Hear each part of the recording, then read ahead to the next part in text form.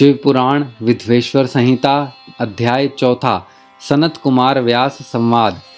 सूत जी कहते हैं, हे मुनियों, इस साधन का महात्म्य बताते समय मैं एक प्राचीन वृत्तांत का वर्णन करूंगा, जिसे आप ध्यान पूर्वक सुने।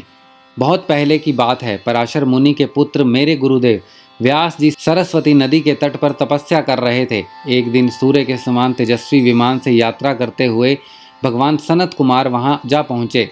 मेरे गुरु ध्यान में मग्न थे। जागने पर अपने सामने सनत कुमार जी को देखकर वे बड़े तेजी से उठे और उनके चरणों का स्पर्श कर उन्हें अर्घ्य देकर योग्य आसन पर विराजमान किया। प्रसन्न होकर सनत कुमार जी गंभीर वाणी में बोले, मुनि, तुम सत्य का चिंतन करो। सत्य तत्व का चिंतन ही श्रेय प्राप्ति का मार्ग है। इसी से कल्याण का मार्ग प्रशस्त होता है। यही कल्याणकारी है।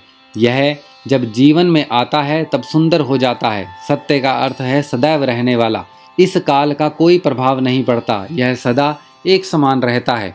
सनत कुमार जी ने महर्षि व्यास को आगे समझाते हुए कहा, महर्षि, सत्य पदार्थ भगवान शिव ही है। भगवान शंकर का श्रवण, कीर्तन और मनन ही उन्हें प्राप्त करने के सर्वश्रेष्ठ साधन हैं। पूर्व काल में मैं दूसरे अनेकानेक साधनों के भ्रम में पड़ा घूमता हुआ तपस्या करने मंदराचल पर जा पहुंचा। कुछ समय बाद महेश्वर शिव की आज्ञा से सबके साक्षी तथा शिव गणों के स्वामी नंदिकेश्वर वहां आए और स्नेहपूर्वक मुक्ति का साधन बताते हुए बोले, भगवान शंकर का श्रवण, कीर्तन और मनन ही मुक्ति का स्रोत है।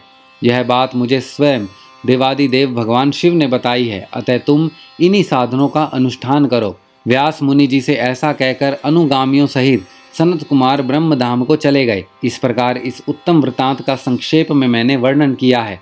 ऋषि बोले, सूत जी, आपने श्रवण, कीर्तन और मनन को मुक्ति का उपाय बताया है, किंतु जो मनुष्य इन तीनों साधनों में असमर्थ हो, वह मनुष्य कैसे मुक्त हो सकता है?